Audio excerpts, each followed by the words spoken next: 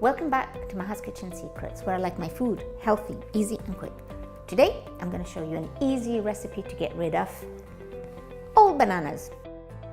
I love to freeze them, wrap them in plastic individually and place in the freezer for later use. Now here I have frozen bananas as well. Just put them in a blender. The blender is really strong and powerful, and that's what you need to achieve the ice cream texture.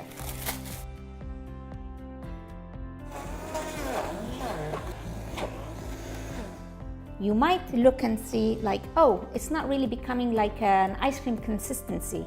It will, just keep blending.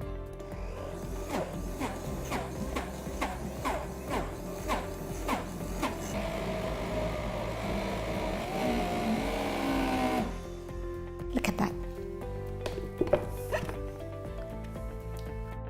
I'm gonna put some cookies. It's optional. I'm gonna mix it.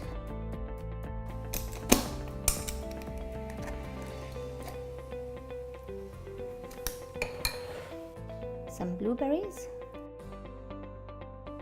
Agave syrup. You can use honey, toffee, whatever you want. And this is my dairy-free, sugar-free ice cream.